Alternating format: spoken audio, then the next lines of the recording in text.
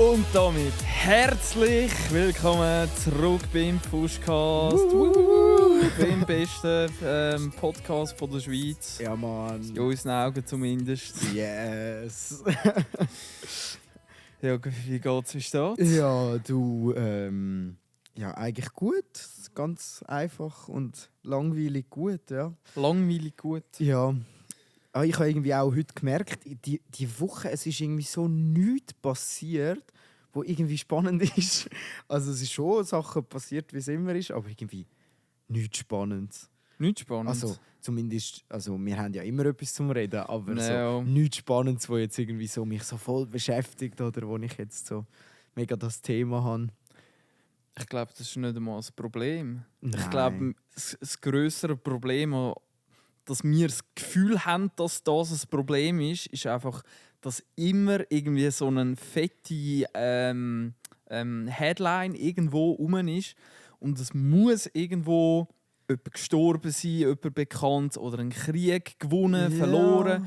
Es muss so etwas Krasses sein, damit es überhaupt erzählenswert ist. Aber wir sind halt beim Pushcast. Ja, es ist so, es ist so. Ja, ich habe das auch gedacht, als ich so andere Podcasts, die ich höre, so da voll die G's, weißt, gemischtes Hack, total krass, machen das seit 2017 oder so. Und kaum fängt irgendwie der Tommy an, etwas zu erzählen von ihm privat, kommt der Felix und sagt so, jetzt interessiert er keinen. Und ich denke mir so, ja gut. Ja. Aber eben, wir sind ja ein Pushcast und nicht gemischtes Hack. Wir sind keine Medienmenschen, die uns selber verkaufen müssen, weil das unser Job ist. Also weißt, wenn du jetzt Moderator wärst und du hast einen Podcast und weißt nicht, was erzählen, dann hast du das Problem. Dann hast du das Problem, ja. Ich habe zum Beispiel den Reto Lipp. Ich weiss nicht, ob du. Das ist ja der Fernsehmoderator beim SRF, wo Echo zum Beispiel moderieren. Oder auch sonst hat er, glaube ich, noch 1, 2 kleine Sendungen. Und der tut ab und zu auch so Anlässe moderieren, Touren begleiten, quasi eben so einfach einer, der auf der Tribüne oben steht und dich durch den Abend Touren begleiten. Und eben, der muss sich für so ein Event grausam vorbereiten, der muss genau wissen, und jetzt kommt der Herr Blablabla mit dem Background und so viele Jahre bei dieser Firma und so. Ja. Und zum nur irgendwie den ganzen Abend eine halbe Stunde reden können, muss er sich wahrscheinlich 2 Tage oder so nur auf das vorbereiten. Ja. Das ist schon krass. Und genau das ist nicht unser Anspruch. Ja, es ist wirklich so. Weil ich glaube, ich habe mir das eben auch schon überlegt, so, wie wäre es dann, wenn wir jetzt das ein bisschen ernster würden nehmen.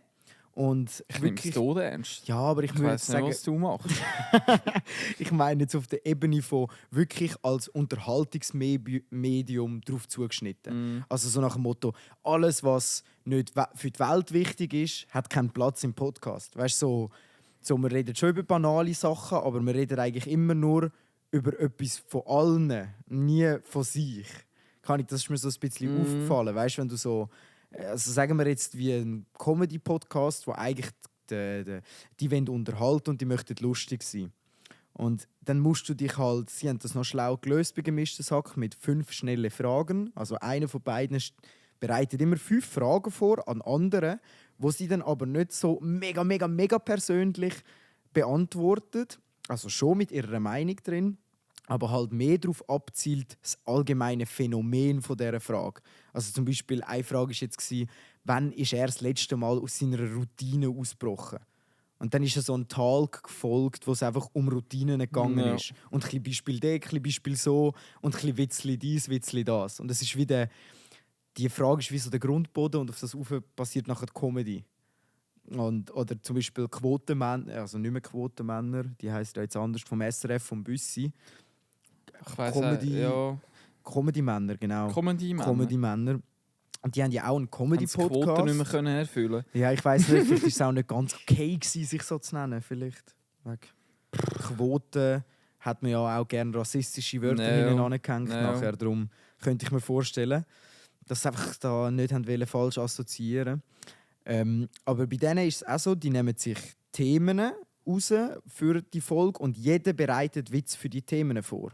Und dann hocken sie miteinander an den Tisch, haben eigentlich alle Themen vorbereitet, jeder hat so seine Witze und dann läuft es einfach. Und das sind natürlich auch Leute, die das eben gut machen, gut planen und die können sich dann so Freestyle eine Überleitung überlegen. Und die haben natürlich noch den Unterschied, die sind geschnitten, die Podcasts.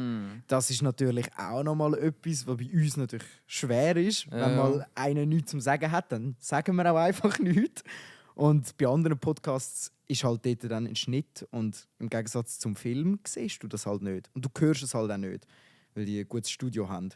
Und dann, ja, das so ein bisschen in die Richtung. Weil dann wäre es vielleicht eben auch, also, ja, eben, wir sind keine Comedians. Also es geht für uns schlecht aus. Stell dir vor, wir müssten Witz vorbereiten und Witz schreiben.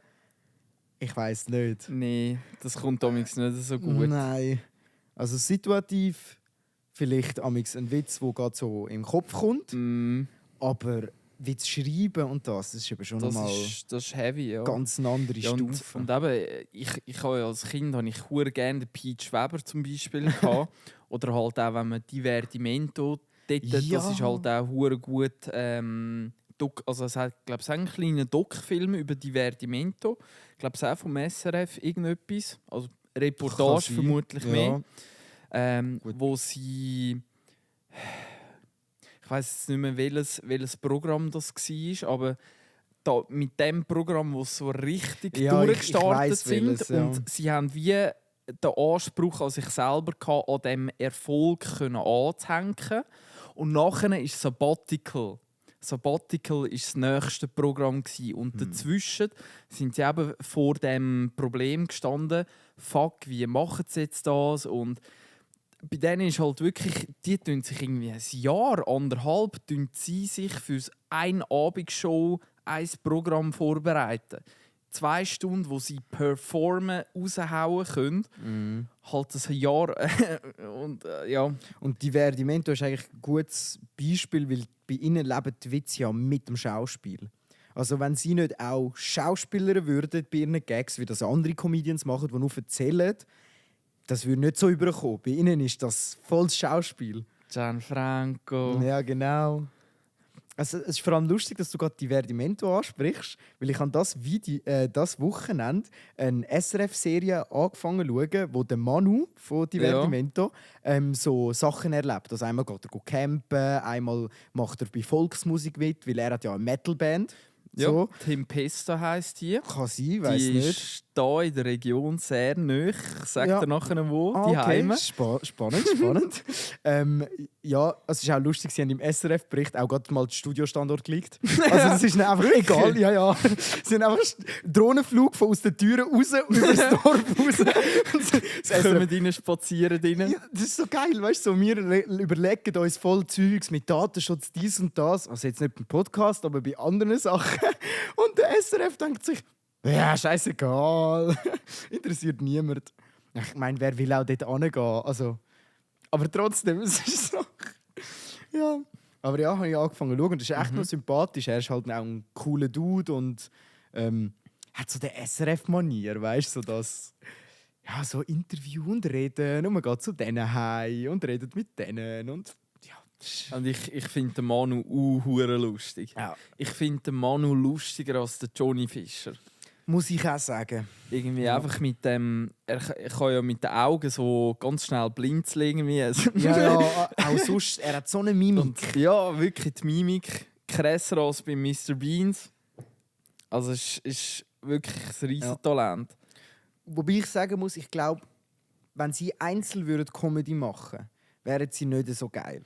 Ich habe schon das Gefühl, die Kombo von ihnen, so gerade bei diesen Sketches, zum Beispiel der Feuerwehrmann, der denke ich immer dran, wo der Johnny hockt so auf dem Stuhl und ist in dem Sinne der Instruktor, der ihm erklärt, wie er das machen muss. Und der Manu rennt aussen rum, F. Nachher immer das Gleiche. Er geht immer aufs Gleiche raus. Also ich weiss gerade nicht mehr, wie der Gag gegangen ist. Irgendwie so. Es ist darum gegangen, zu checken, ob er noch lebt. Und dann irgendwie so. Und dann F. findet er noch Leben in sich? Oder irgendwie so. Alles immer so. Es gibt ja bei jedem, das ist auch beim Nothelferkurs und alles drum und dran. Aber ich habe das Zeug halt auch alles wieder vergessen. Und dort gibt es ja immer so, für jeden Seich gibt es irgend so eine Abkürzung. So Bertha oder Abba Ja, oder genau. keine Ahnung. Aber es ist auch so eine Abkürzung. Ja, genau. Und ja. dort ist es, glaube ich, genau auch gegangen, irgendwie die A, B, C, D-Regeln und so. Alarm, ja, der Alarm ist rum. Ja, die Bäume sind am Bremen, Scheiße, ja. Also keine Ahnung, wie es genau gegangen ist, aber irgendwie so. Ja, und sie können es einfach hure gut machen. Ja. Auch dort, wo der Manu das dicke Mami vom Johnny nachgespielt hat. Johnny! Ja, Lass mal meine Mutter in Ruhe. Ja. Das haben sie eben auch so cool gemacht. Sie brechen ja amigs aus diesen Rollen, die sie haben, raus, aber nur in so in den richtigen Moment. Ja. Das ist eben auch die Kunst, wenn du dann so Comedy machst. Noch spüren, in welchem Moment du das so actest. Schnell raus darfst, Ja. wenn es lustig ist, und dann wieder voll zurück in die Rolle. Das können sie wirklich unglaublich. Und aber um da den Kreis wieder zu schliessen, die in dieser Reportage siehst, wie die einen ganzen Tag vor dem Spiegel sich selber die Sketches halt üben, und das könnte noch lustig sein. Und in dem Moment, wenn dann das Publikum gelacht hat, hängen wir das noch an. Also das ist ausgeklügelt des Todes.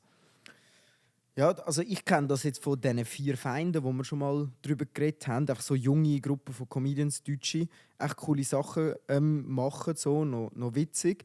Und es geht halt dort auch ein bisschen darum, die Situation so richtig rauszuspüren. Und dann hast du eigentlich ein Programm, das du schreibst, und je nachdem, wie das natürlich das Publikum reagiert, gehst du bei den einen Witz ein bisschen tiefer rein, weil das findet es gerade mega witzig. Bei den anderen Witz gehst du gar nicht rein, weil du merkst, sie passen nicht. Und ich glaube, das macht dann schon auch die guten Comedians aus. So das Publikum spüren und direkt, ja. Spürst mich, fühlst mich. Spürst mich, fühlst mich, ja. Ich finde das ganz, ganz spannende Sache, aber eben Comedy hören, beurteilen und so, einfach ganz was anderes wie selber schreiben. Also, es ist so schwer. Und darum, ich glaube, wenn wir da mit dem Anspruch an unseren Podcast dran gehen würden, Einmal im Jahr eine Folge. ja, dann würden wir auch unser Ziel in dem Sinn verfehlen. Ja, ist so. Ja.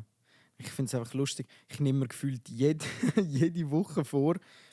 Etwas vorbereitet, oder? Nein, ich nehme mir jede Woche vor, bei gewissen Themen nicht ganz meine Meinung zu sagen, weil es einfach blöd laufen kann.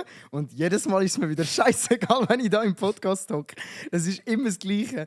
Das ist so keine Ahnung. Und das ist das Problem, das du eben aushebelst, wenn du einfach gar nicht über dich privat unbedingt redest, sondern es eigentlich hauptsächlich um Themen geht, weder um dich privat. Weil irgendwann bist du dann einfach wieder ein Nachrichtensprecher. Ja, Das ja, und das oder ist eben dann ein und dann Comedian. passiert. Oder Also, ein Comedian, genau. Du schlüpfst in andere Rollen, ohne deine eigene Person. Naja. Ja. Also ich bin eigentlich schon gerne der Nils und ich erzähle Ja, gerne von absolut. mir. Und wahrscheinlich andersrum auch. Ja, definitiv.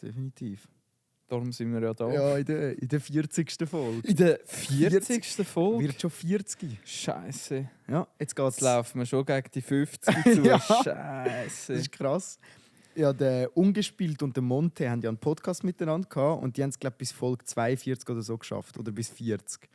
Also, wenn wir noch ein paar Folgen machen, Ja, haben wir länger das- Podcasts gemacht. Das ziehen wir noch durch. Ja, safe. Dann gehen wir gleich mal in die Rente. Genau, dann auf dem Erfolg ausruhen. Du musst aufhören, wenn es am besten ist. Machen dann nur noch Reaction-Streams. Zu unseren eigenen Podcasts. Genau. Oh Wir Gott. fangen dann wieder von vorne an. Alles nochmal aufarbeiten, bis es wieder weitergeht. Ja, alles nochmal widersprechen und Recyceln. verteidigen. Recyceln. Ja. Wenn wir gerade beim Thema Geburtstag sind, gestern auch meine Cousine, meine jüngste in dem Sinn. Also es gibt schon noch, Gratuliere nachträglich. es gibt noch jüngere Cousinen, aber so von der, also wir sagen immer Fabrikationslinie, von dem Durchlauf ist das die jüngste Cousine. Die ist jetzt gestern halt auch schon 22 geworden. Die kleinste ist auch schon 22. Und es war wirklich noch lustig. Ich war dort auch eingeladen und der eine Kollege von ihr, der hat aber auch eine Freundin, alles picobello, der ist noch vorbeigekommen, arbeitet in der Landi. Und sie ist ja an der PH am Lehrerin werden.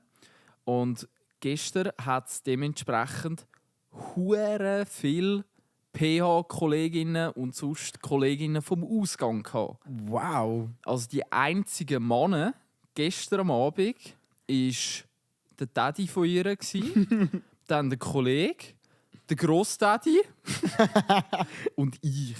Also 4 Boys und rundum irgendwie 15 Mädchen. Hei. Alle am Umkeiben, am Saufen, am Dummtun.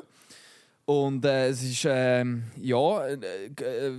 eine spezielle Situation gewesen, so in der Unterzahl mal zu sein. Aber es ist einfach, also ich bin wirklich so in Verlegenheit oder ich habe nichts, also ich bin wirklich so einfach wie angefreezed gewesen. Gerade geflasht.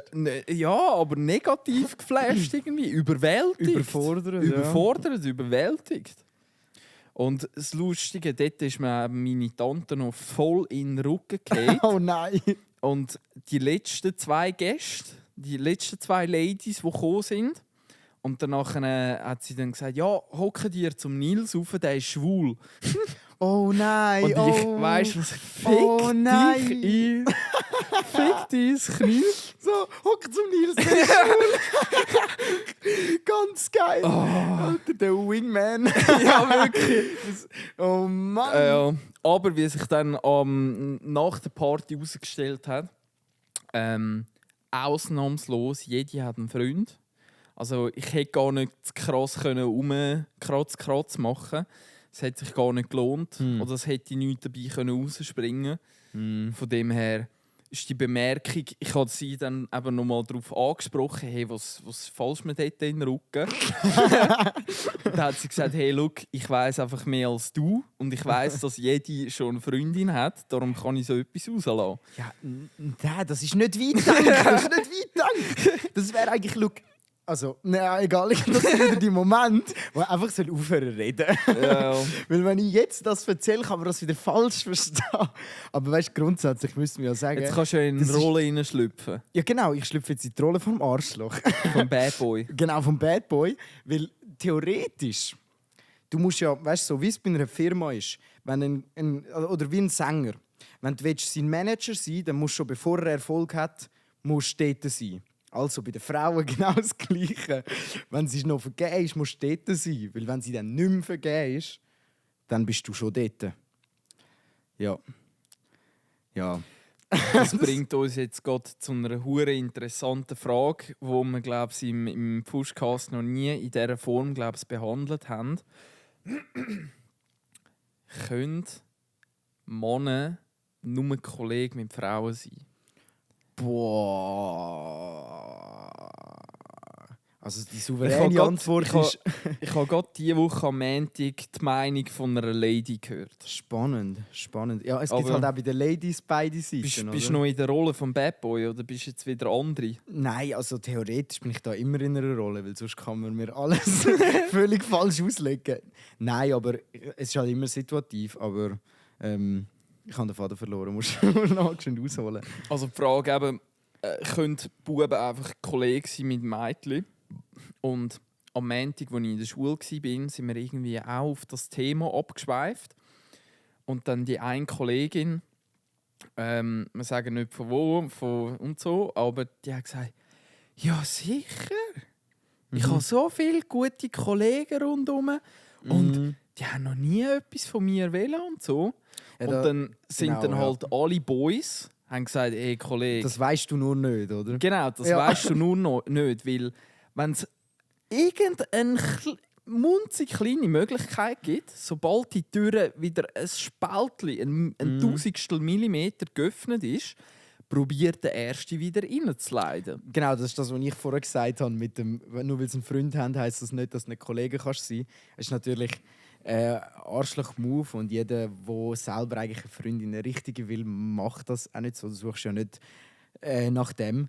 Aber das Ding ist ein bisschen, es kommt total auf die Situation drauf an, weil ich fühle mega den Punkt, wenn man sagt, hey, nein, das geht nicht. Ich selber habe aber beste Kolleginnen, die Freunde haben und ja, es geht, ohne Problem. Also ich könnte mit denen im gleichen Bett schlafen und ja, scheißegal.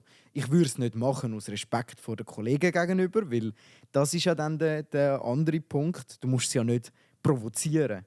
Also das ist dann ein bisschen eher für mich eine Respektfrage. Aber schwierig wird es in dem Moment, wenn es so nach dem Motto, ich habe seit 5 Jahren meinen besten Kollegen und bin immer in Beziehung und lade den nicht an und sie checkt das selber nicht. Und du als Typ musst nachher sagen, ja, aber weißt, das ist nicht das, was du das Gefühl hast. Also dann ist es schwierig. Dann ist es wirklich schwierig. Aber auf die andere Seite, eben, also es geht schon. Ich weiß einfach nicht, wie cool das ist oder sich das auf die Beziehung auswirken kann, wenn man die ganze Zeit das Gefühl hat, dass ein anderer Mann ihr wichtiger ist und sie mit Problemen, die sie hat, zu ihrem Kollegen geht, weil irgendwo ist ja auch die Meinung, zumindest für mich für eine Beziehung, so ein bisschen, dass man zusammen ist, aber auch irgendwo beste Kollegen. Und das würde bedeuten, klar, man kann nicht über alles miteinander reden, man muss auch noch mit anderen Leuten reden, aber ich als Typ fände es schon komisch, wenn meine Freundin, meine hypothetische fiktive Freundin, wenn die mit dem Problem, das sie mit mir hat, zu einem anderen Typ geht. Wo vielleicht sogar noch etwas von ihr will. Weil der kann, wenn er will, ich unterstelle ihm das nicht zu 100%, aber er ist ein Typ und vielleicht ist das die einzige Frau, die überhaupt mit ihm redet, dann wird er sicher nicht dir Rücken geben oder schauen, dass die Beziehung gut kommt. Sondern es kann sehr gut sein, dass er den Moment nutzt und die Beziehung sabotiert, nur weil er das Gefühl hat, dass er selber mal zum Zug kommt. Und das Problem hast du, wenn sie es mit einer anderen Frau, einer Kollegin bespricht, nicht. Genau das Gleiche Männer.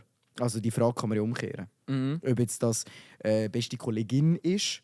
Es wird für mich einfach ab dem Moment schwerer, wo das irgendwie die Beziehung mega betrifft. So. Aber sonst muss man grundsätzlich sagen, geht das schon. Aber in einer frischen Liebe hat das für mich auch wenig Platz.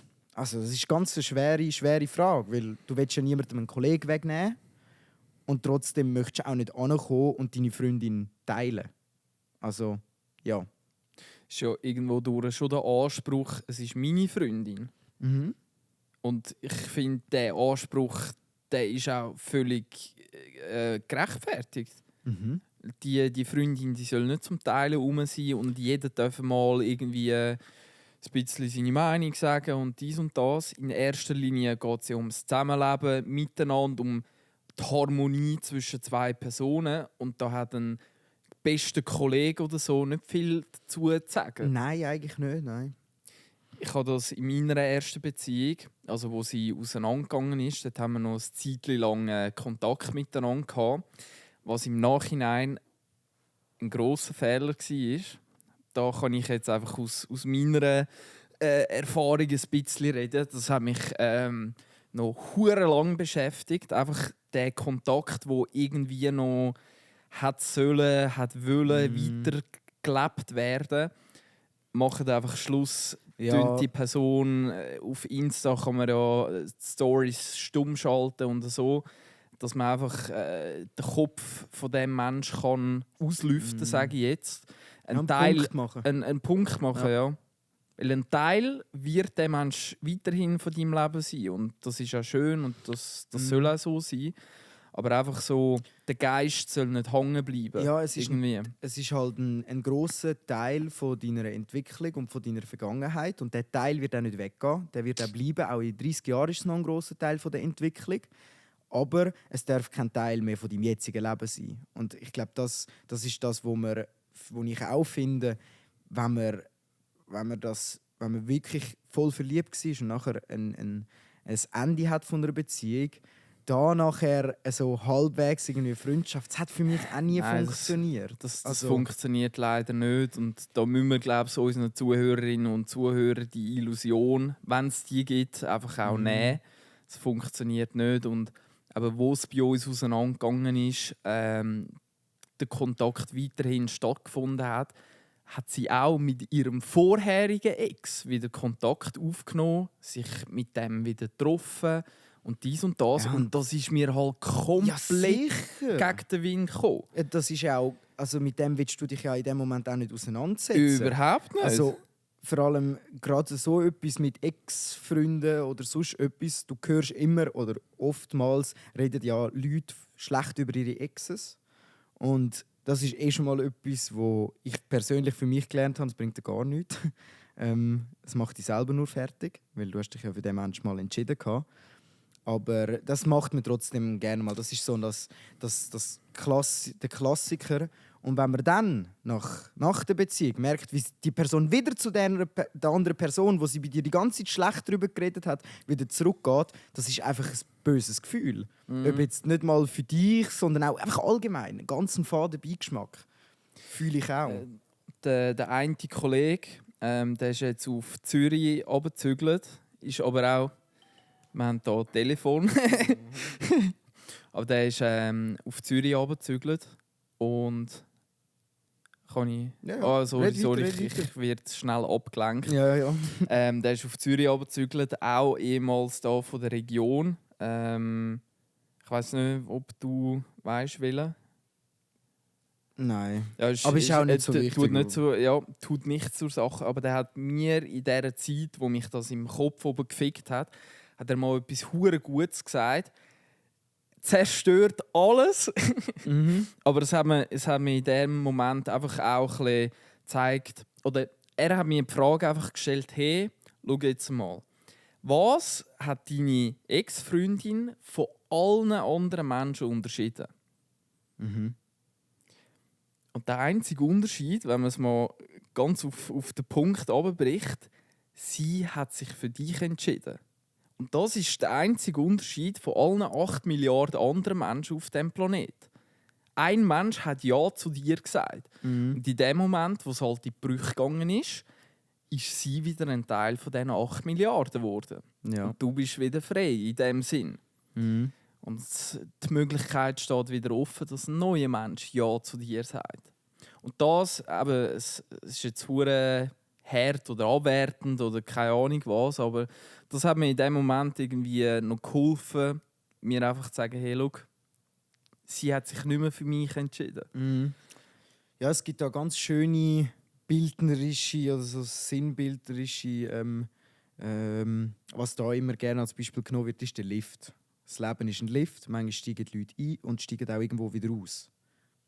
Ganz einfach. Und niemand weiß, wie lange du mit jemandem in die gleiche Richtung fährst. Und vielleicht eben, ja, wichtig ist eben, dass man das nicht als unbedingt schlecht anschaut, dass jemand aussteigt. Es ist natürlich in dem Moment mega sad, weil es wie ein Backstep ist. So. Wir Menschen haben ja alle das Bedürfnis, irgendwo Freunde, Geborgenheit zu haben. Und das ist etwas, wo man sich in einer Beziehung halt schon daran gewöhnt. Man hat jemanden, der immer für einen da ist, der mit einem vor allem die intimsten Momente teilt. Und der Mensch fällt jetzt wieder weg. Und das fühlt sich halt an wie ein riesengroßer Verlust. Oder vor allem auch, es fühlt sich nicht an wie eine Weiterentwicklung. Obwohl es eine ist. In den meisten Fällen, wenn eine Beziehung auseinandergeht, ist es auch gut, dass sie auseinandergeht. Also, ich glaube, ich habe noch nie jemandem den Tipp gegeben, wenn ihr immer streitet, ja, dann probiert es trotzdem, probiert es, weil es gibt keine andere Möglichkeit. Ich glaube, das ist nicht mehr unsere Generation. Es gibt einfach viel zu viel Auswahl, blöd gesagt, für das, dass man sich mit etwas, wo man immer am Streit ist, zum Beispiel, würde noch daran arbeiten. Das kann auch schade sein. Aber dann ist es halt dann so eine Frage von, irgendwann gibt es vielleicht 2 Leute, die wirklich beide daran arbeiten wollen.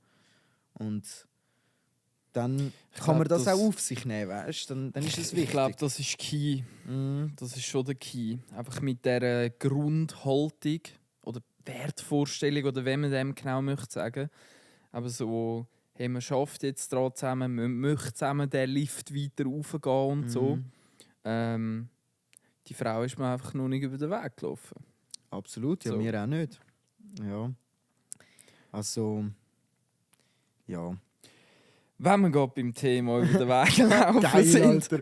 Master, jetzt bin ich gespannt, was kommt für eine Überleitung. Ja. Also wir bleiben da eigentlich beim Thema. Wir bleiben beim Thema. Ich habe ja letzte Woche Ah ja, stimmt. bin ich jemandem über den Weg gelaufen. Spontan? Nein, nicht spontan. Ich habe es ja ganz kurz im Podcast sogar noch angesprochen. Gespoilert. Gespoilert im Sinne von, hey, ich wollte es einfach im Podcast erzählt haben, dass wenn der Fall von der Unwahrscheinlichkeit, keine Ahnung, würde eintreten.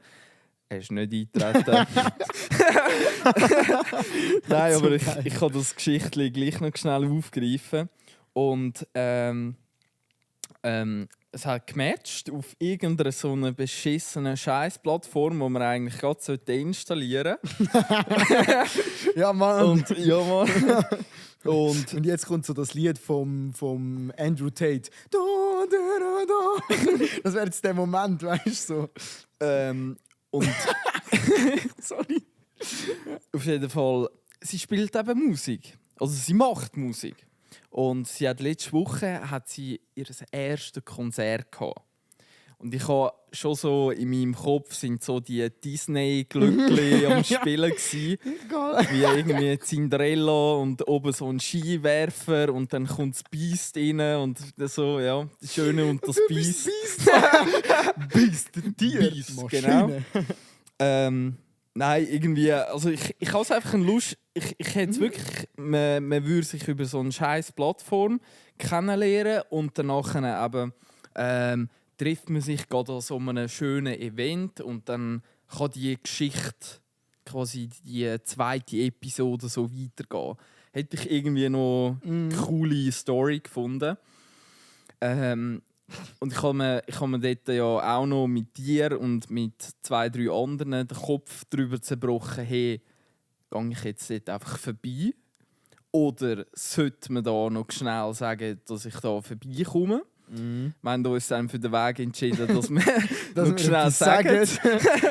Ja. Weil sonst, das war dann so ein bisschen das Fazit, ich könnte auch easy creepy rüberkommen. Genau, so nach dem Motto, Verständlich. entweder perfekt oder halt Voll in die Hose. voll in die Hose. Genau, ja. Und das Risiko haben wir nicht auf uns genommen. Oder habe ich nicht auf mich nehmen. Ich habe ihr geschrieben, hey, muss ich da Bewerbungsschreiben, Motivationsschreiben und Lebenslauf einschicken, dass ich da das Konzert kommen kann. Da hat sie gesagt, nein, kannst einfach kommen. Also eigentlich auch wieder lustig abgefedert. Und dann bin ich dort vorbeigegangen. Und es war wirklich ein mega cooles Konzert. Habe ich wirklich, also rein musikalisch, hammermäßig. Sie hat 14 eigene geschriebene Songs hat sie performt. Wirklich Hammer. Mega strong. Wirklich Hammer, riesen strong. Vor allem selber geschrieben, also stabil. Und eben auch vom Lyrics her und alles wirklich Ist es Englisch gewesen? Hochdeutsch und Englisch. Ja. Ja. Stark. Voll. Also es ist stark. wirklich Ja. musikalisch absolut das Eis. Und dann nach dem Konzert ist halt einmal durchgetuscht vor dem Schweiß und so emotional auch Achterbahnfahrt durchgemacht. Und ich habe eigentlich gar nicht damit gerechnet, dass ich mit ihr da dem Abend noch grossartig ins Gespräch komme. Hat sich dann aber trotzdem ergeben. Dann ein bisschen am Schnurren gsi und dann gesagt, ja, ich mache gerne Nägel mit Köpfen. Machen wir einen Termin ab, um dann mal richtig so unter 4 Augen mal ein ernstes Wörtchen miteinander zu reden. Und dann gesagt, ja, am Samstag, da und dort, Termin und so. Wegen dem Termin schauen wir morgen noch und so. Also wegen der Uhr. Google-Einladung. Nein, Kalendereinladung, nein. Teams-Einladung. Nein, einfach wegen der Zeit haben wir dann am nächsten Tag. Und dann ist der nächste Tag gekommen. Musst auf Tinder einfach so Doodles verschicken. so, hey, nachher einfach Doodle. Namen eintragen, ja. Ja, genau, trag deinen Namen ein. Und du siehst schon 25 andere. Und Stefanie, und Nathalie. Ja. So Nein. schreibst du gerade so. Also schau, am Dienstag zwischen der Stefanie und der Caroline hätte ich noch Zeit. Kann ich dich dazwischen noch reindrücken. Ja. Genau. Nein, dann mit der Zeit habe ich ihr geschrieben, ja, so um die 4 Uhr. Und dann kommt eine 4-minütige Sprachnotiz, Retour.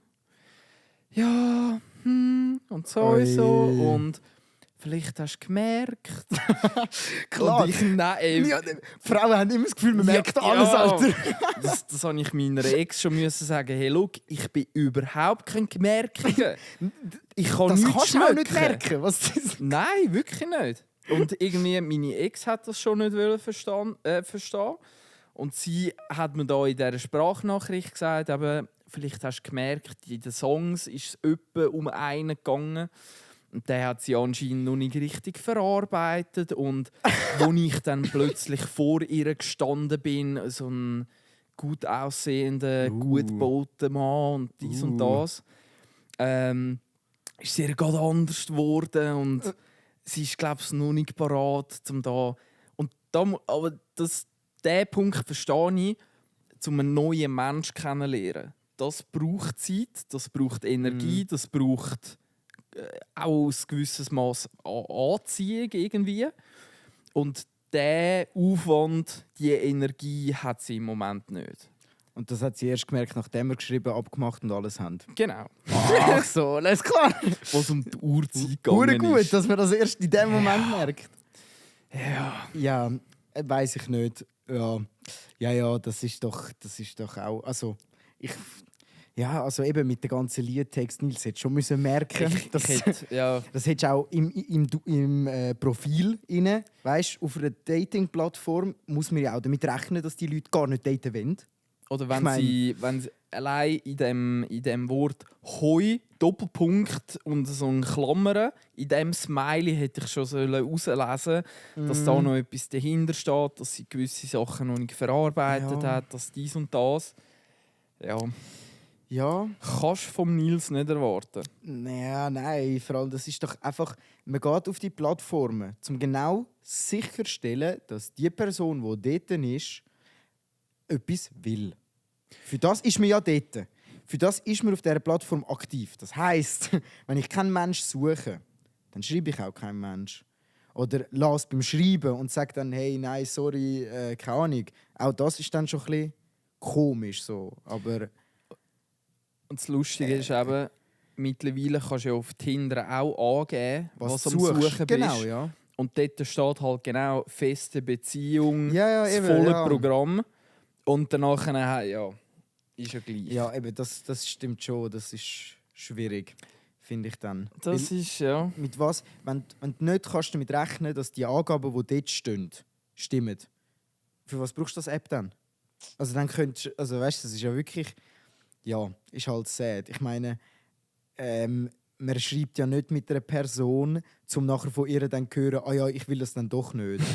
So, ja, aber Bruder, dann schreib nicht. Also, keine Ahnung. Da habe ich viel lieber einfach keine Antwort und denke mir, ja gut, dann hat sie mich gar nicht matchen. So. Anstatt so, dass ich hatte das eben auch schon einmal gehabt, das ist aber auch schon 2 Jahre her, und dann bin ich gerade frisch aus der Beziehung rausgekommen und dann auch eine wirklich mega hübsche und ich dachte, wow, shit, was läuft, was passiert, Alter, hure krass. Und gerade eben so ein bisschen wieder in die Gefühle hineinkommen, die ich noch von der Ex-Freundin aus der Beziehung hatte. Schon gemerkt, das ist gar nicht so gut. Habe mich dort ein bisschen zu fest auf das eingeladen. Und dann hat sie einfach nach irgendwie einer Woche schreiben, hat sie auf meine Frage, wenn wir uns mal treffen, geschrieben, sie hat jetzt doch kein Interesse. Und dann habe ich mir gedacht, ja super. Und Bravo. wann hast du mir das sagen? Jetzt, wo ich frage. Und dann fühlst du dich halt schon ein bisschen verarscht. Dann denkst du so, jetzt hätte ich mir eigentlich die ganze emotionale... Ich meine, für das kann ja die andere Person nichts. Aber mit dem musst du ein bisschen rechnen. Also, keine Ahnung. Vor allem gerade, wenn du eben auf die Person eingehst, schreibst und etwas abmachst und dann wieder einziehst, ist ein bisschen schwierig. Aber Dann hast du einfach nichts auf so einer Plattform verloren. nee. Um irgendwie Schreibbuddies oder so zu finden, kannst du ja irgendwie mit einer Grossmami auf Facebook schreiben. Ja, oder was ich schon gehört habe, dass es halt eine Bestätigung ist. Also das fühle ich auch. So dass, man muss mal wieder im Single-Leben auf Tinder oder so und dann dort ein bisschen swipen und dann sieht man, ja, ich habe 2-3 Matches bekommen, gut, ich bin noch im Game. So. Aber dann machst du kein Theater, dann gehst du nicht schreiben und Zeug und Sachen und alles. Und ich meine, jeder, der so Apps benutzt, kennt das, wie viele Matches hat man, die nie zu etwas werden. 90% kommen nie zu einem SMS, zumindest ist es bei mir so. Und Schreibst du noch per SMS? ja, immer. Ja, oh mein Gott, ja. Nein, natürlich, aber weiß nicht, keine Ahnung. Schon ein bisschen wack. Aber genau wegen solchen Sachen gönne ich mir das eben auch momentan einfach nicht so. Weil es einfach hure anstrengend ist und du nie weißt, weil es einfach nur so ein bisschen schreiben ist, du weißt nie, für was ist es gerade für die andere Person. Du hast wirklich keine Ahnung. So. Sondern es kann sein, dass sie auch so empfindet wie du und man denkt eigentlich, oh cool, spannend, voll, ich will dich kennenlernen. Und vielleicht denkt sich die andere, oh Scheiße, eigentlich kann ich gar nicht schreiben, oh nein, ja, okay. Und dann getraut sie sich nicht zu sagen und dann läuft es auf so etwas aus, dass man in den letzten 5 Stunden noch abmeldet vorher. Ja, schon ein bisschen schwach. Schwach. Ja. Jenu. Janu, Jenu. eben, wenn du schon beim ersten Date, beim ersten Treffen 4-minütige Sprachnachrichten bekommst, dann weißt du einfach auch, dass du mit dieser Person keine Beziehung möchtest führen, nicht unbedingt. Weil man hat ja noch keine richtige Bindung, noch kein Ding und es kommt schon so ein grosses Thema daraus, ohne dass... Also schon, wenn schon in den ersten 100 Sachen, die man austauscht, nicht offen kommuniziert wird, dann ist es eigentlich einfach schon Red Flag, wie man so schön sagt. Jo. Ja. Du. Another one. Another one. Another Next. one. Next. Ja. Ja. Hure Dating-Zeug. Ja, das ist Scheissdreck. Ja. Aber irgendein ist. Und das ist schon so, es passiert im unerwartetsten Moment. Läuft dir jemand über den Weg und dann passt es alles. Und dann. Ja. Ja. Ich habe immer noch irgendwie den Traum, dass ich irgendwann mal, ohne das richtig darauf anzulegen, einfach so meiner Traumfrau begegnen und das gerade passt. Klar, das ist Wunschvorstellung und wahrscheinlich komme ich irgendwann auch an den Punkt, wo ich merke, Scheiße, wenn du noch weiter darauf wartest, machst du den Ted Mosby. Der Mosby? Der Ted Mosby, Mann. Ja, Mann. Was Hotel Second Code? Nein, Ted Mosby ist von How I Met Your Mother. Die Hauptperson. Ja, aber der Mosby ist doch Hotel der Second ist auch Code. der heisst auch Mosby. Aber der Ted Mosby ist der erzählt, wie er die Mami kennengelernt hat. Da gibt es so geile Memes, Alter. So geile Memes. So, how I ask my children to tell them that I banged her aunt Robin. so, dass er ihre Tante Robin gefickt hat. Weil er erzählt ja alles seinen Kindern in dieser Serie. Und also, ja, egal, ganz anderes Thema, aber ganz anders. So fühle ich mich dann wie der Mosby, wo die ganze Zeit nach der, da gibt es eine Folge von How I Met Your Mother, wo er verzweifelt ja immer und sucht Freundin. Und er findet einfach seine Traumfrau nicht und probiert alles. Und dann gibt es so eine, das ist eine Kuppleragentur und die hat eine Quote von 100%. Sie findet immer biometrisch das perfekte Paar. Und dann geht er dort an, oder? So wird von Barney dort angeschleppt, weil er sagt, komm, die können viele Frauen klären, Alter, musst gar nichts machen. Ja, und dann sind sie dort und endet und zeige ich darauf, dass die Agentur gemacht hat, nie jemanden für ihn findet und ihm am Schluss sagt, in ganz New York gibt es keine Frau für dich, es gibt sie nicht. Und er, doch, da muss ein Teil doch draus sein. Und die andere dreht durch und am Schluss ist sie gar nicht mehr, also macht sie das Geschäft gar nicht mehr und so. Einfach nur, weil sie nicht seine Frau findet. Und ja, also das ist ja, eigentlich witzig so. Aber es ist genau die Problematik. Wartest du auf deine Frau, auf deine Traumfrau, oder suchst du aktiv danach und bist dann nie zufrieden mit deiner Entscheidung? Weil du es eben wie darauf angelegt hast. So, du hast gar nicht frei entschieden, sondern du hast vor allem auch dein Bedürfnis vom nicht alleine sein wollen decken. Und das ist ja das, was dann nach 2 Jahren Beziehung nicht mehr wichtig ist, weil du dich daran gewöhnt hast und dann denkst, was bin ich da eigentlich für eine Beziehung? Korrekt, ja. Und darum du musst glücklich mit dir selber sein, um überhaupt glücklich in Beziehung starten. Also es soll ja nicht sein, dass 50% und 50% zusammen 100% geben und man ist ohne den anderen halt nicht glücklich, sondern es ist quasi 100% und 100% und zusammen ist man 200%. Ja, man darf das eigene Glück nicht vom Partner abhängig machen. Aber da bin ich, muss ich sagen, mich selber an der Nase nehmen, da bin ich auch schlecht drin. Ich habe mega schnell, wenn ich so eine Person habe, die mir mega wichtig ist oder so, also eben oder so Beziehung, dann habe ich immer das Gefühl, ich muss jetzt schauen, dass die Person glücklich ist. Und das macht aber mit der Zeit beide Leute unglücklich. Und das ist noch schwierig, weil... Um da so den Spagat, Ja, die Richtung... Und es ist ja dann auch noch personenabhängig. Und die Reaktion von der anderen Person macht es auch noch aus, wie deine Tat verstanden wird. Ob jetzt das eine liebe Geste als liebe Geste verstanden wird oder als «Hey, du überschüttest mich zu fest mit Aufmerksamkeit». Das gibt es dann auch unterschiedliche Personen, Leute, die mega Aufmerksamkeit suchen, andere, die es gar nicht gerne haben, wenn sie zu viel Aufmerksamkeit bekommen. Ja, also es ist darum, es soll einfach passen. Aber eben, ob das funktioniert. Ja, schwierig. Schwierig. Ja. Schwierig.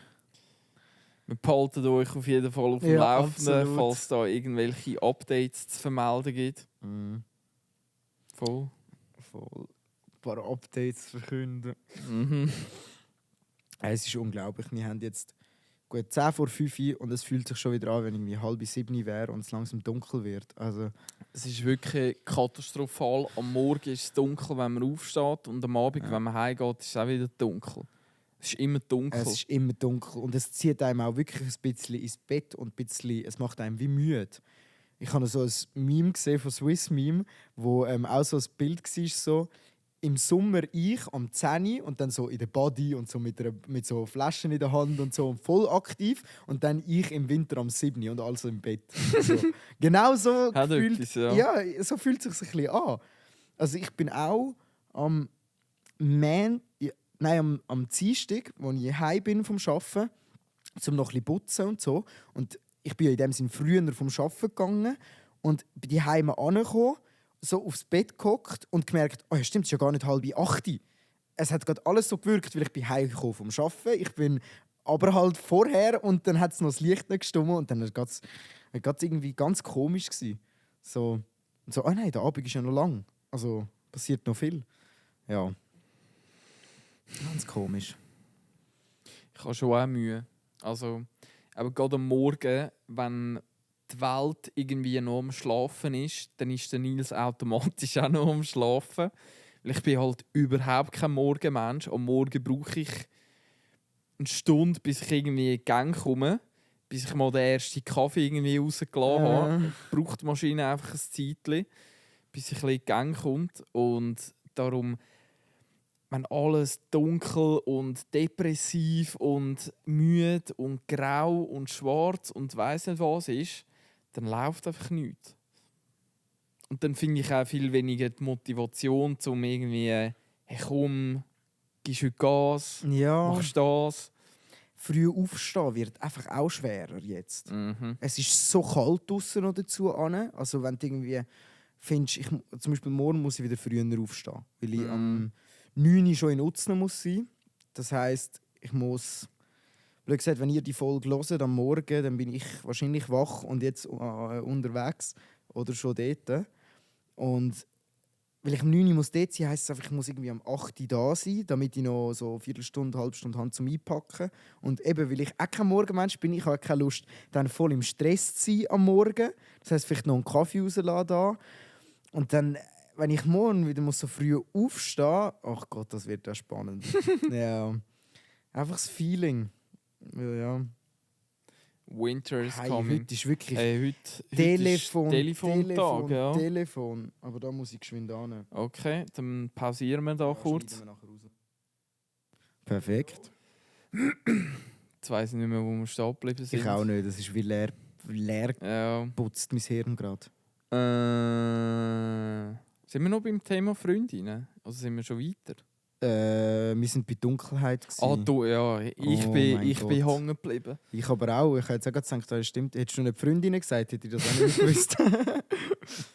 Aber das ist ja gerade ein guter Moment, um wieder das Thema zu wechseln, zum mit etwas Neuem starten. Jawohl. Ich weiss nicht, ich habe jetzt vor allem Sachen in den Raum hineingerührt. Hast du diese Woche auch noch etwas zum in den Raum, in die Mitte hineinrühren? Also, ja, also ich habe noch einen witzigen Lifehack gestern herausgefunden. Den muss ich dann heute Selber noch... herausgefunden? Nein, nicht selber herausgefunden. Ich habe recherchiert und habe ihn dann... Angewendet? Nein, eben noch nicht. Ich muss ihn heute ausprobieren, aber ich habe ihn gestern gefunden. Ah. So. Und zwar zum Backofen putzen. Kennt man ja, dann hast du die dunklen Ablagerungen da und so, wenn es spritzt, gerade wenn du faul bist und dann nicht regelmäßig putzt, wird es immer schlimmer. Und um das zu putzen, habe ich ein Ding gesehen, wo man dort Essig mit Backpulver mischen. Dann streicht man das alles im Ofen ein, stellt die Pfanne mit dem Essig und dem Backpulver ins mittlere Blech, also aufs Gitter drauf, in die Mitte und lässt eine Stunde bei 100 Grad laufen. Und dann tut sich das alles ablösen und dann musst du es nur noch so abwischen. Und das muss ich jetzt ausprobieren. Ja, weil Backofen ist immer Pain zum Putzen, weil du kannst ja nicht zu fest kratzen und so, damit es nicht kaputt geht. Und den muss ich ausprobieren. Voll. Ich weiss nicht, hast du das schon mal gemacht im Leben? Also Essig und Backpulver, das tönt hart nach «Wow, die Entdeckerzone», früher auf Super RTL. Hat auch so etwas. Oder «Art Attack», «Weißer Bastelkleber». Ja! Aber es gibt ja auch so irgendwie mit Alufolie und Coca-Cola gibt es ja auch irgendwie so den Trick. Das glaubst mit Alufolie für den und Backofen? Cocky kannst du Rost wegschaben. Okay. Ich glaube, ja. so ist es gegangen. Ja. Und ich glaube, Essig und Backpulver ist... Nein, es ist, glaube ich, nochmal etwas anderes. So angelaufenes Kupfer, das so grau oder so schwarz-blau geworden ist, um wieder kupferfarbig zu machen. Du kannst es auch in so ein paar Haushaltsmittel einlegen und dann wird es wieder wie neu. Ja. Aber ich bin jetzt nicht mehr sicher, ob es Essig und Backpulver war. Ich weiss nicht, aber Essig hat schon viel... Also viel beim Putzen ist Essig ein Thema. Das habe ich auch herausgefunden. Und da müssen wir unseren Mamis und Grossmamis richtig fette Props aussprechen. Ja. Die kennen 100'000 so Mittel und ja, musst das so und so und irgendwie, wenn du so eine gerade Form hast, kannst du von der Abwaschmaschine so ein Tops reinlegen, über die Nacht einfach so liegen lassen und am nächsten Tag kannst du den Seich rausspülen, ohne Probleme und es ist wie ein Nigelnagel. Geil, das muss ich auch mal ausprobieren. Und so Haushaltstipps, da musst du einfach mal als Mami fragen, hey Mami, wie würdest du das machen? Ja. Und ich wette, auch deine Mami Ja, ja, auch meine Mami. Ja, ist so. hat irgendwie so einen Keimtipp auf Lager. Ja. Und sonst spätestens Grossmami. Ja, Das ist schon fix. so. Ja. Ja, ganz geil. Ja, das könnt ihr eigentlich noch erzählen. Ich habe meinem Großvater Discord auf dem PC installiert. Also auch jeder, der vielleicht Grosseltern hat und muss manchmal den technischen Dienst übernehmen und helfen. Bei so Sachen wie Online-Banking und so ist halt immer schwierig. Dann gibt es wieder ein Update, ist wieder etwas neu und dann kommt es wieder nicht raus. So. Und ich habe jetzt eben Discord installiert, dass wenn wir telefonieren und ich helfe, dass er mir dann seinen Bildschirm kann teilen und ich direkt sehe, was dort auf dem PC passiert und dann auch dementsprechend kann helfen. Wir haben es jetzt noch nie ausprobiert, aber das ist jetzt meine neue Strategie. Und ich habe das Gefühl, es könnte noch gut sein, weil ja. Ich sehe schon, in einem halben Jahr sind wir zusammen CSGO am Spielen. Über Discord. Das ist lustig. So, dann nehmen ja alle am Klatschen. 5-0. Hure gut. Headshot. Collateral, bam. So gut. Ja, aber sonst eigentlich eben auch nicht so viel, wo mich bewegt. Gerade. Oder eben zumindest nichts, wo wirklich spannend wäre. So. Ja, also... Ich habe gestern oder heute bin ich noch über einen Zeitungsartikel gestolpert. Und ich würde den einfach mal schnell vorlesen. Gerne. Ich tue jetzt auch nicht grossartig spoilern. Ja. Aber die Headline schon unglaublich plakativ. Und nachher zum Thema selber bin ich gespannt, was du zum Sagen hast. Ich bin jetzt da einfach der Autor oder der, wie sagt man, die Synchronstimme, Du wo das... zitieren. Ja, genau. Du zitierst. Ich tue einfach zitieren. Also, Headline: 14-Jährige denken, Würgen gehöre zum Sex. Das ist eine Gefahr. Studien zeigen, immer mehr Jugendliche und Kinder sehen Gewalt beim Sex als normal an. Eine Leserin erzählt, wie Pornos ihre Sicht auf Sex und Gewalt verharmlost haben. Eine Expertin ordnet ein. Darum geht's. Laut einer Studie denkt die Hälfte der befragten 16- bis 21-Jährigen, dass Mädchen Gewalt beim Sex, wie etwa Schläge oder Würgen, erwarten. In den USA sind 13% der sexuell aktiven 14- bis 17-jährigen Mädchen beim Sex bereits gewürgt worden. Dass das Publikum immer jünger wird, sieht Psychotherapeutin blablabla als Problem. Eine Leserin spricht über ihre Erfahrungen und erzählt, was Pornofilme damit zu tun haben. Voll. Ja. Kommt noch etwas, oder? Also ja, nachher würde jetzt der ganze Artikel quasi kommen. Aha, okay, das ist jetzt einfach... Ja. Das war jetzt so die Einleitung quasi gewesen. Ja, weiß nicht. Hat für mich auch ein bisschen das Ding von Ballerspiele, nachher werden es Terroristen. Mag sein. Die Entwicklung würde ich jetzt im Privaten auch schon erlebt. Also, ich bin auch schon aufgefordert worden, irgendwie jemanden zu schlagen oder so und habe dann müssen sagen, nein, ich will dich nicht schlagen, sorry. So. Und habe aber auch schon Frauen gehabt, die so etwas auch gar nicht wollen. Also ja, das mag sicher eine Entwicklung sein. Ob das jetzt gut oder schlecht ist, weiß ich nicht. Weil solange, und das ist ja der Punkt, Vergewaltigung ist scheiße, einvernehmlicher Sex ist egal, wie er ist, gut. Also wenn die das ja auch wirklich wollen, dann ist das halt so. Wenn sie es dann auch gut finden und ihnen das gefällt, dann ist es auch gut. Ich meine, die Gesellschaft entwickelt sich einfach weiter. Und wenn das jetzt eine Vorliebe ist, wo mehr begehrt wird, dann ist das, finde ich, jetzt nichts Schlechtes. Es ist aber schlecht, wenn das von zum Beispiel Männern dann von Frauen erwartet wird oder einfach gemacht wird, weil sie es als normal anschauen. Darum weiss ich jetzt nicht. Aber ich glaube, dort ist dann eben wirklich einfach die Frage, Sex einvernehmlich und dann ist es gut. Und das machen, wo beide wollen und dann ist es gut. Ob jetzt dann die geschlagen werden oder nicht, das können sie selber entscheiden. Also, keine Ahnung, ob jetzt die 14 ist oder nicht. Klar, sie wissen es nicht besser. Aber eben, es geht dort am Ende eigentlich dann wieder mehr um die Männer. Drum, weil solange das sie einfach nur, also solange einfach nur immer einvernehmlich alles passiert ist, da sehe ich da kein Problem, wenn die Jungen ein bisschen brutaler im Bett unterwegs sind, weil sie halt von Pornos und so auch beeinflusst worden sind.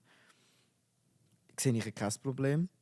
Ich sehe nur das Problem, wenn dann eben sich das so integriert, dass wie so eine Gruppe von Menschen entwickelt sich so weit, dass sie jetzt jede schlönt und nebendran haben sie aber noch Leute, die alles noch genauso sehen wie die vorher, also wie die Generationen vorher. Wenn die zwei kollidieren, dann gibt es ein Problem. Und dann ist aber auch der Typ ein Idiot, der einfach jemanden schlägt und das selber nicht unterscheiden kann. Aber weiß ich jetzt nicht. Also eben, Einvernehmlichkeit ist das Wichtige. Wie dass sie nachher bumsen miteinander, ist eigentlich egal. Also mir.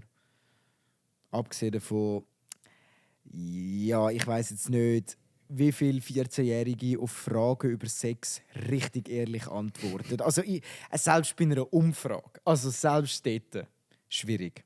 So.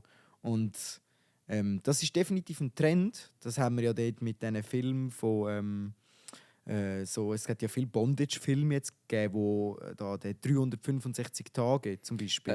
Nein, 50 Shades of... Oh, ja, 365 stimmt. Tage, Aber 50 Shades of Grey, genau, das ist voll. so die Richtung. Das ist ja ist sehr beliebt, so und das. Also auch bei den Jungen beliebter.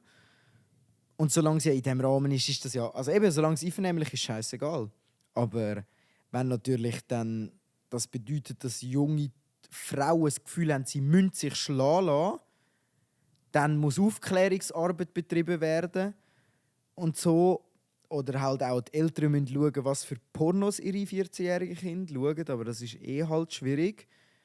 Darum aufklären.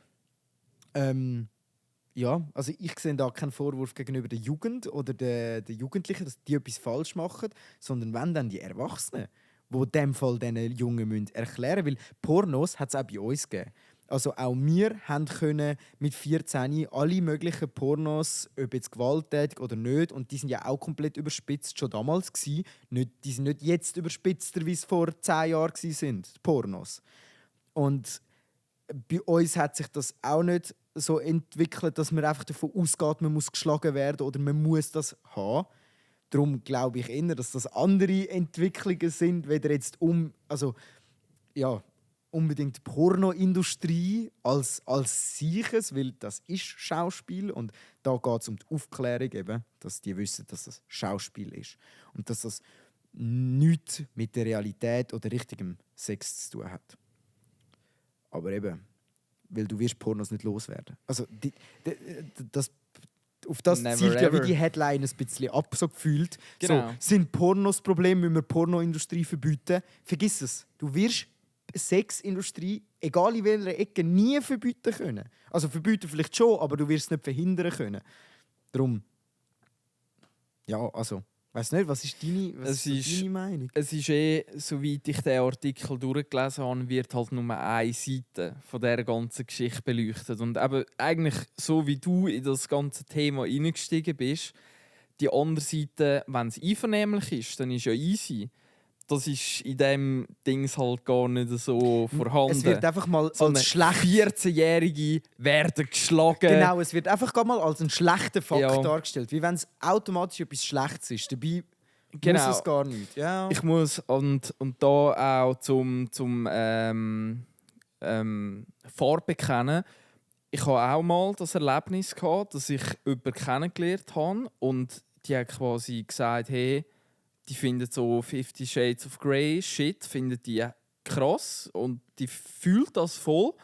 Und ich bin in dieser Situation komplett überfordert. Hast du ihr dann gesagt, du bist nur ein Opfer von den Medien, das fühlst du gar nicht? Nein, das ist, weil du beeinflusst worden bist? Nein, die hat das wirklich gefühlt. Aber das sagt ja der Bericht wie ein bisschen aus, dass sie das nur fühlt, weil die Pornoindustrie sie beeinflusst hat. Ja, aber die hat das richtig gefühlt. Genau, und ja, ich bin der kleinste Nils auf der Welt bin ich geworden. Ich bin im Boden versunken. Und wo es dann halt um die Sache gegangen ist und dann halt von ihr gekommen ist, hey, schlag mich. Tu mich noch härter und das und so. Ich bin masslos überfordert gewesen.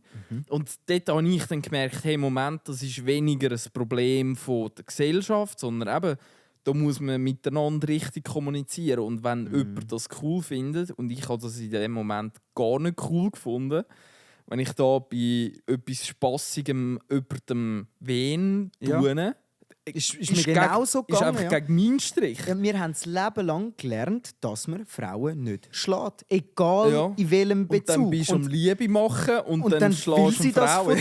Und dann findest du, meine Welt bricht gerade zusammen. Kollege, also wirklich so. Ja. Und das ist mir eben beim Durchlesen von diesem Artikel auch so ein bisschen. Das ist jetzt wieder hure plakativ. Ich konnte das erleben, dass Frauen das richtig geil finden, wenn sie geschlagen wird. Und da bin ich in dem Sinn das Problem von dieser Aktion quasi gewesen. Aber wenn man so etwas halt einfach und ich habe es jetzt von einer grossen Zeitung vorgelesen. Wenn ihr das nach dem sucht, dann wisst ihr gerade von wo, dass ich das vorgelesen habe. Du darfst auch zitieren. Du hättest sogar einen Namen und Ja, alles ja. darfst sagen. Ja, fix. Du hast den Bericht ja nicht geschrieben, du Nein, redest nein, nur nein. drüber. Nein, aber das ist halt, wenn du eine Seite vorstellst, meine Grossmami liest genau diese Zeitung. Ja. Und wenn die das liest, ja super. dann oh Jesus Gott, und die Jungen, nein, schon mit 14 kommen die auf so Seich und ja. weiss nicht was. Aber klar, ich weiss nicht, wenn ich den ersten Porno geschaut habe, ich hätte jetzt gesagt, weißt du das noch? Nein, ich muss auch raten. Ich hätte irgendwie so mit 11 oder 12 hätte ich jetzt auch gesagt, ja. dass ich das erste Mal so einen Streifen gesehen habe. Ja, hätte ich jetzt auch gesagt. So in Ja. diesem Alter hat das irgendwie angefangen. Hätten wir es mal gesehen. Es Hat man dann es noch mal nicht gesehen, ja, angefangen, ja. das konsumiert, aktiv, ist glaube dann schon erst in der Pubertät gewesen. So 13, 14. Aber das ist ja das Ding, man weiß ja gar nicht, wie man das einordnen soll als junge Person irgendwie. Und ich glaube, aber eben, das ist bei uns auch schon so gewesen. Wichtig ist einfach, dass man da weiterhin aufklärt und sagt, dass das nicht muss dazugehören. Und ja, also eben, ich meine, wir müssen nicht darüber reden, dass Vergewaltigungen etwas Schlechtes sind, aber sie stellen das ein bisschen so dar, wie wenn jetzt die jungen Frauen das Gefühl haben, sie müssen sich vergewaltigen lassen, weil das damit ist, überhaupt den Mann damit sie es gefallen Spass- können. Gefallen. Und indem dass sie es so darstellen, finde ich eigentlich recht gefährlich, dass sie so darstellen, weil das lässt eben keinen Platz, dass das einvernehmlich kann sein. Das ist ja eigentlich genau das, was immer kritisiert wird von einfach so ja, nein, wie kann man das sagen? Die allgemeingültige Meinung. Ja, dass man auch Leute, die zum Beispiel eben auf etwas ganz Komisches stehen, dass man das trotzdem respektiert als etwas Normales. Und dann kommen sie aber an und sagen, ja, die Entwicklung, die aber die Jugend im Sex macht, die passt uns nicht. Schwierig. Also eben, es ist sicher kein geiler Einfluss. Und es gibt sicher schönere Sachen, die die Jugend in diesem Thema könnte beeinflussen könnte. Aber ja, einfach Porno als Problem. Also einfach, dass das nur an den Pornos liegt, I doubt it. Also ich weiß nicht. Und das muss man ja auch sagen, das ist ja wirklich eine Industrie. Ja, es ist eine Pornoindustrie. Und die machen nichts anderes, als so Filme Nachfrage. zu produzieren, die halt geschaut werden. Ja, es geht um die Nachfrage. Nur um die Nachfrage. Ja. Die machen das genau, wo geschaut wird. Genau das haben sie im gemischten Sack super gut zusammengefasst.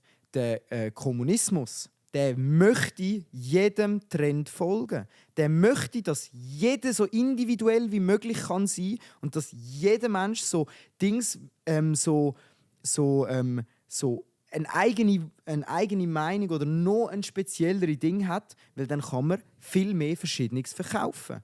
Bist du sicher, dass Kommunismus oder Kapitalismus? Kapitalismus, Entschuldigung, Aber ja, ich habe das falsche Wort gesagt. Kapitalismus. Kapitalismus. Der Kapitalismus will ja, also blöd gesagt, so Autoindustrie, gutes Beispiel, das haben auch Sie als Beispiel genommen.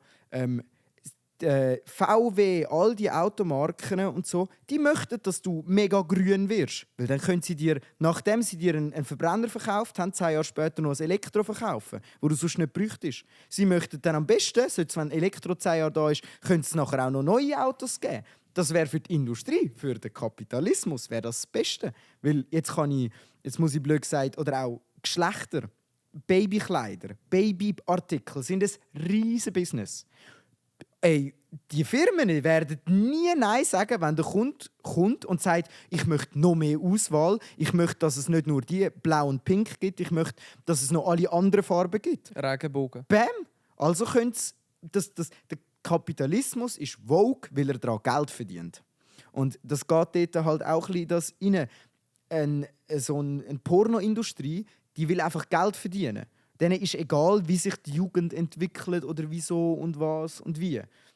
Und die wird halt auch immer das machen, was gesucht ist. Und wenn man da eben dann das Ding zieht von ja, das beeinflusst die Jugend oder sonst etwas, dann verwechselt man halt die Entwicklung mit dem das ist halt Kapitalismus. Fertig. Und das wird sich nicht ändern. Das heisst, wir müssen an einem anderen Ort ansetzen, bei diesen Jungen. Also ich werde mit meinem kleinen Bruder über so Themen irgendwann auch reden. Und wenn er es nicht checkt, oder ich sage mal, wenn er so einen Scheissdreck machen würde, dann fände ich es auch ein bisschen schwach, wenn man dann anstehen und sagen, ja, da ist das Internet schuld. Nein, eigentlich nicht. Also vielleicht gibt es gar nicht einfach so Entschuldigen, aber ja, das ist für mich Erziehung. So. Ja, das bringt uns schon nochmal zu einem guten Punkt. Eben, wenn ich heute links und rechts ein bisschen schaue, so die heutigen Eltern mit ihrem 1-jährigen, 2-, 3-jährigen Baby. Und das Baby ist einfach den ganzen Tag irgendwie am iPhone, am iPad, irgendetwas am Umdrucken, am Umschauen, sich am Berieseln von Minecraft, Let's Plays, keine Ahnung was. Fortnite, ja, you name it. Das ist hure gefährlich.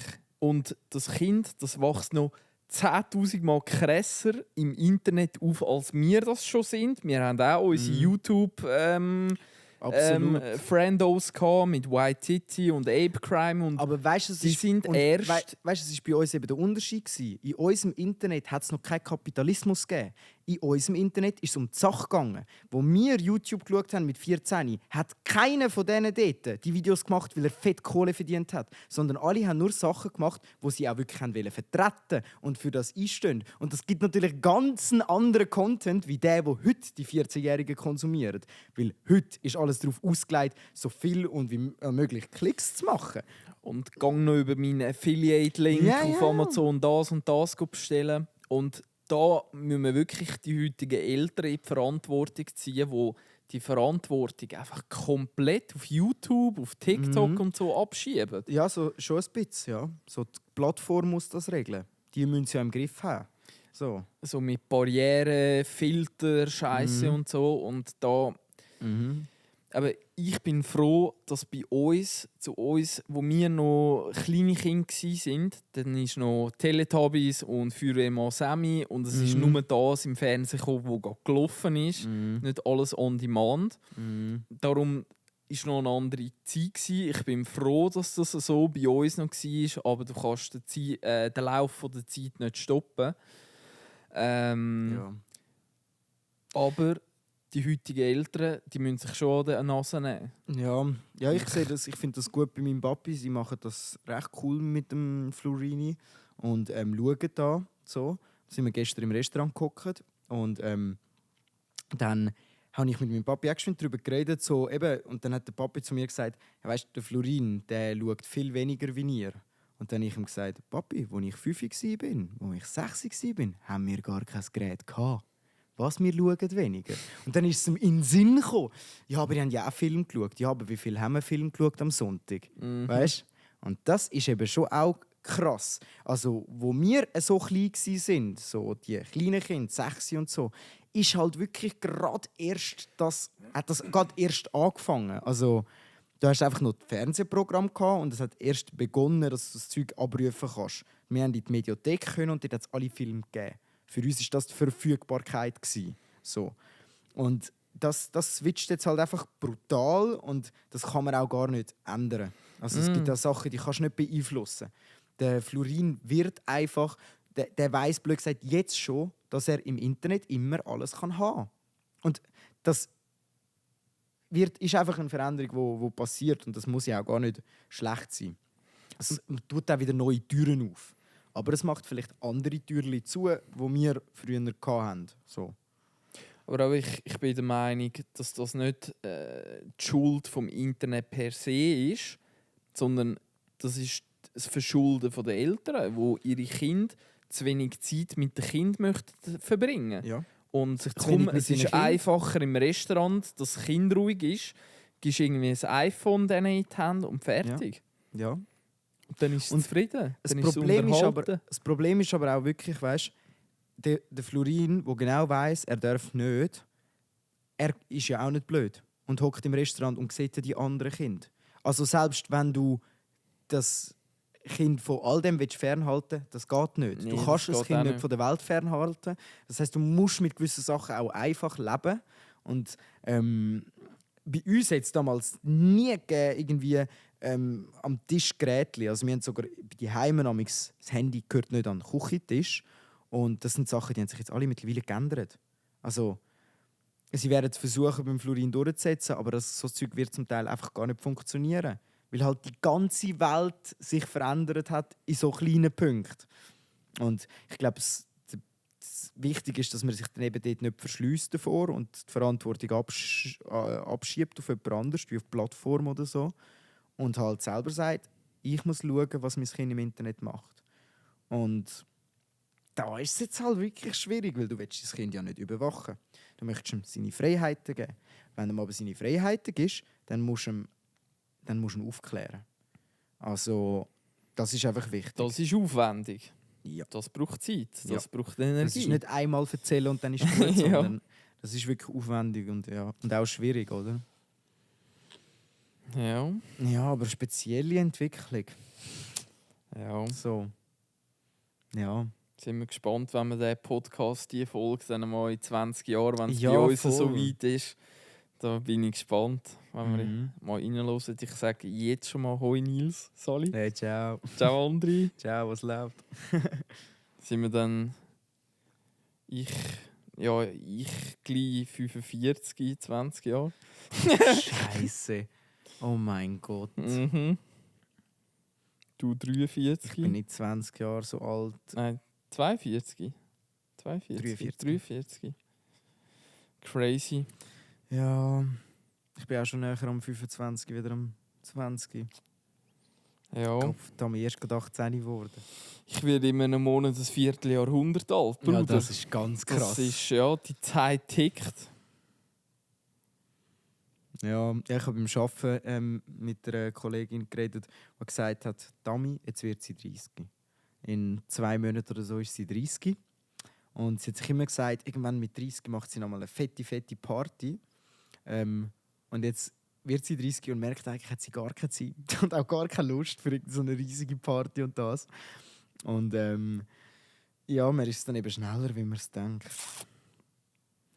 Ja, die Sachen. Älter werden. Das ist wirklich so. Mhm. Was aber vor dem 30 werden noch bevorsteht, ist die nächste Podcast-Folge. Yes. Wieder in einer Woche. Welcome back in einer Week. Ja, von mir aus können wir die Folge schliessen. Voll. Finde ich gut. In diesem Sinne. Hast du noch schöne letzte Worte? Da hilft kein Schütteln, da hilft kein Klopfen, in die Hose geht der letzte Tropfen.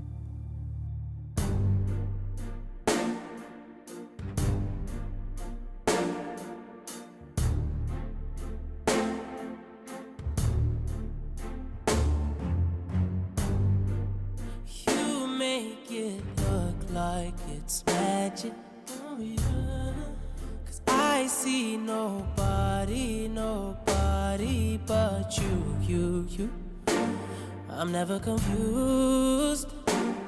Hey, and I'm so used to being you.